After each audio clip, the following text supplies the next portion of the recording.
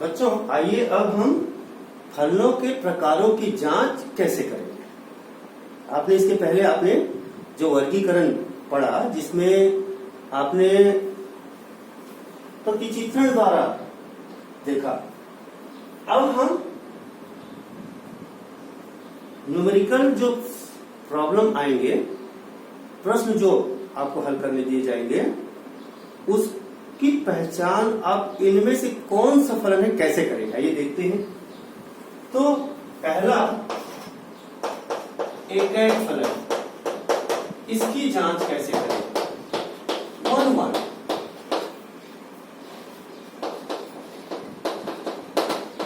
इसकी जांच,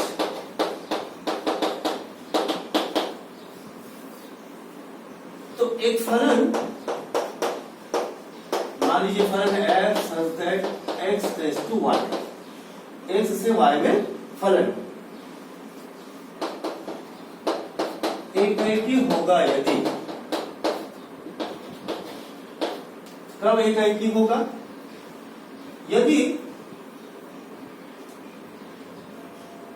f of x1 is equal to f of x2, then implies x1 is equal to x2 for all x belongs to x। यानी हम यदि समुच्चय x से कोई दो अवयव ले लें, x1 और x2, x1 और x2 समुच्चय x से कोई दो अवयव है, और यदि f of x1 is equal to f of x2 के लिए x1 बराबर x2 आ जाए तो हम फलन को एकाएकी कहेंगे। अथवा ऐसा भी कह सकते हैं कि यदि x1 is not equal to x2, then implies f of x1 is not equal to f of x2 for all x belongs to x।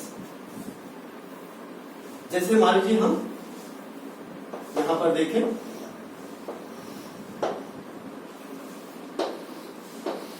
ये समुच्चय x और ये समुच्चय y, और इसके अवयव हैं 1 2 3 और इसके अवयव हैं a b c, और इस प्रकार से है।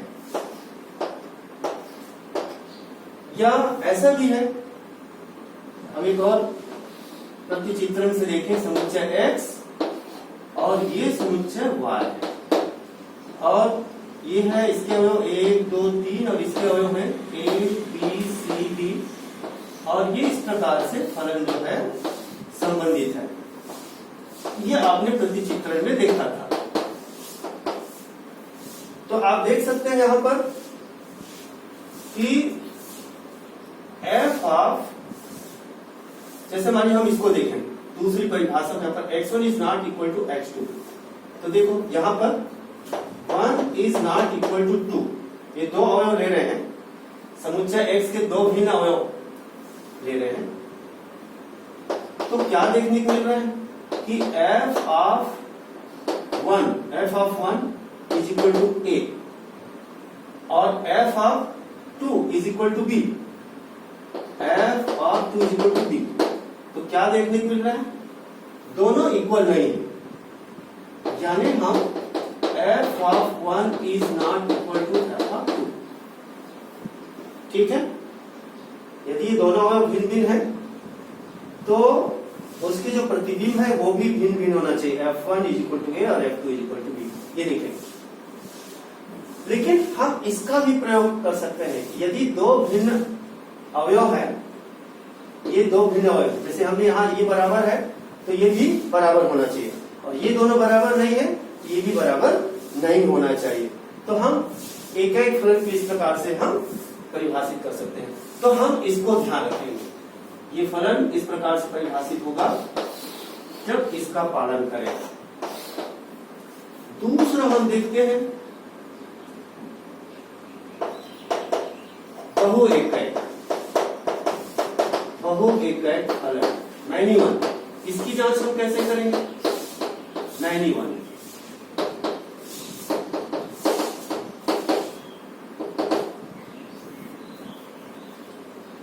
इसके लिए हम ये देखेंगे कि एक फलन f x such that x tends to y बहु एकक फलन होगा। अभी आपने यहां पर एकाएक है और एकाएक नहीं है तो अपने आप ही आ जाएगा। आप ऐसा नहीं कर सकते, आपने इसका परीक्षण किया, ये नहीं आता तो ये निश्चित रूप से होगा एकाएक या बहु एकाएक। लेकिन हम इसको इस प्रकार से कह सकते हैं क्या कि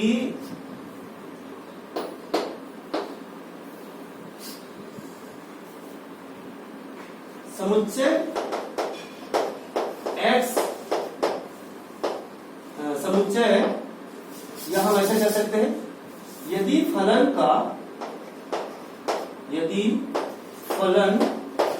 f का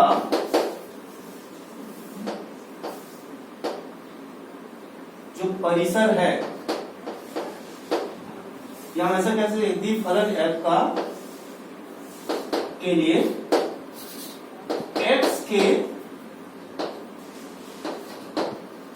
भिन्न अवयवों का, x के भिन्न अवयवों का y में एक ही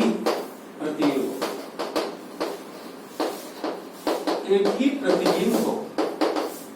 इसको भी हम प्रतिचित्रण से समझ सकते हैं। जैसे कि हम इसका उदाहरण लेते हैं,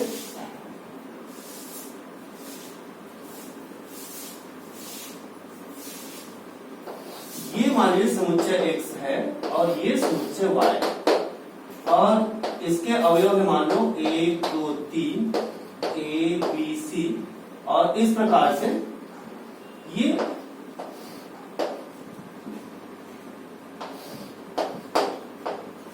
ये देखिए बहु एकक। इस प्रकार से आप देख सकते हैं। तो क्या देखने को मिल रहा है कि इसमें समुच्चय x के भिन्न अवयवों का समुच्चय y में एक ही प्रतिबिंब होगा। तो हम इसका परीक्षण करके यही बता सकते हैं, यदि ऐसा नहीं है तो बहु एक फलन ही होगा। फिर है आच्छादक फलन।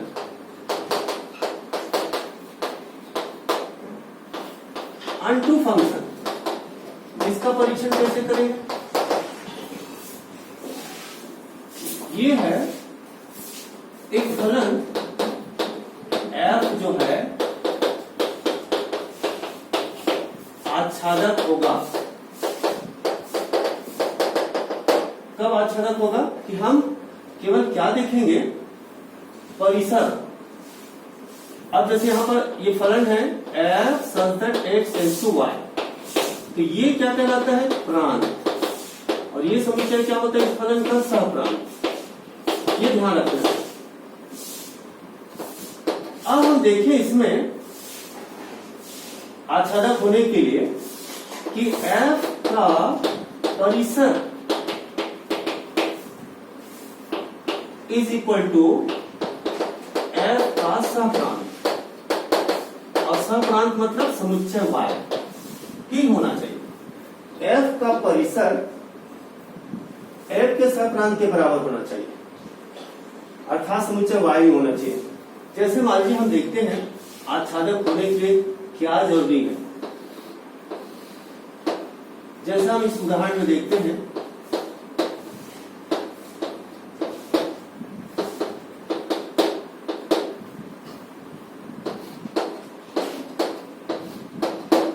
ये एक उदाहरण है। एक और उदाहरण यहां पर देख लेते हैं, समुच्चय x और ये समुच्चय y।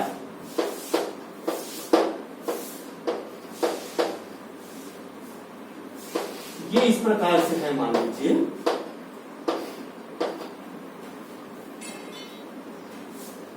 तो आप देख सकते हैं इसमें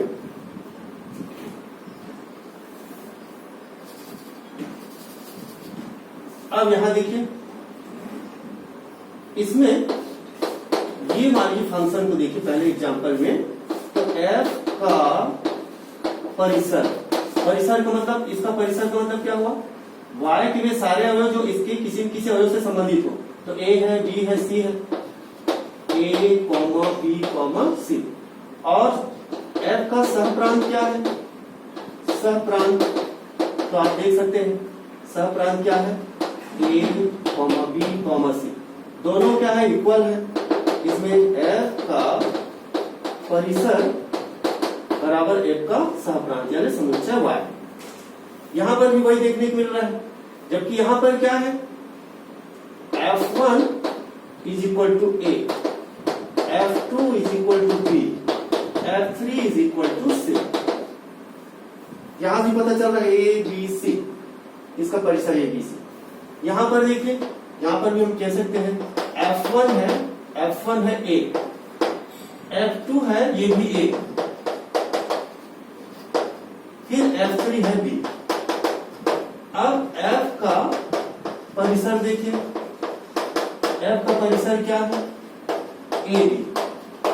और F का सहप्रांत क्या है? ए बी, जो y के बराबर है। यहां पर भी आपको देखने को मिल रहा है F का परिसर बराबर सहप्रांत यानी y, समुच्चय y। तो हमको ये ध्यान रखना है F का परिसर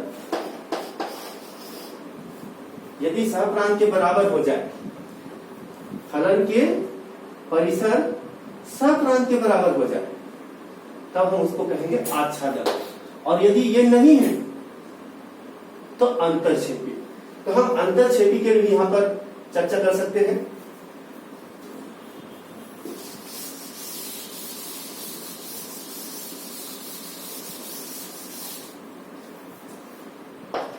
अंतरछेपी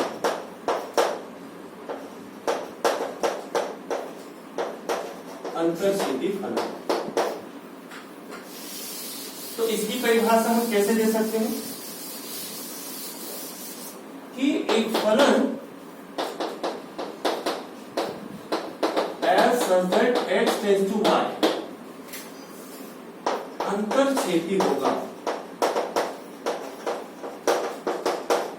यदि f का परिसर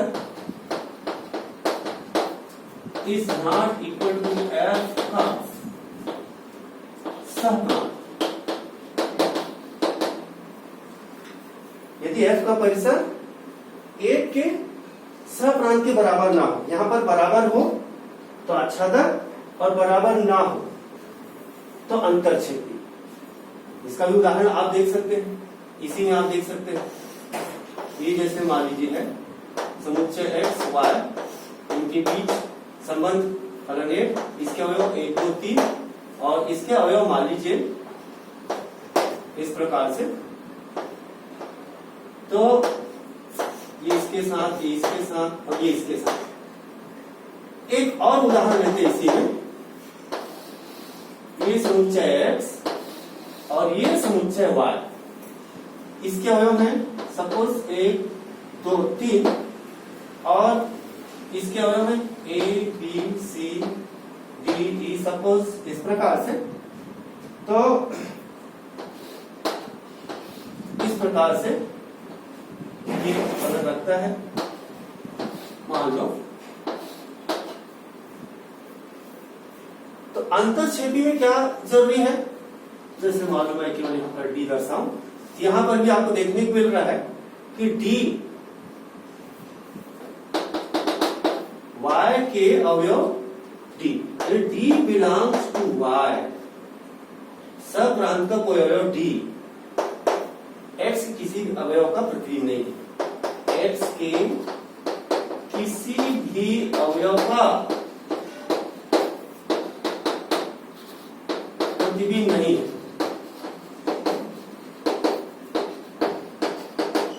आप दोनों उदाहरण दे सकते हैं। यहां पर भी देखिए समुच्चय y का अवयव है d, d बिलोंग्स टू समुच्चय y, यानी सहप्रांत का कोई अवयव है जो समुच्चय x यानी प्रांत के किसी भी अवयव का प्रतिबिंब नहीं है। यहां कोई देखने को मिल रहा है सहप्रांत का कोई अवयव d का उस फलन के प्रांत के किसी भी अवयव का प्रतिबिंब नहीं है। तब ऐसे इसीलिए हम इसको कहेंगे अंतरक्षेपी फलन। तो बच्चों, आपने प्रतिचित्रण के आधार पर फलनों का वर्गीकरण किया, फिर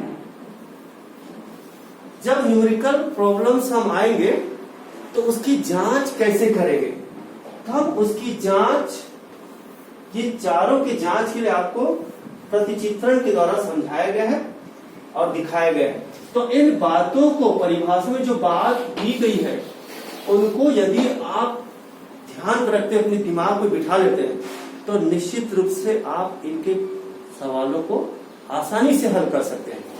आइए हम इसके कुछ उदाहरण से इसको समझते हैं।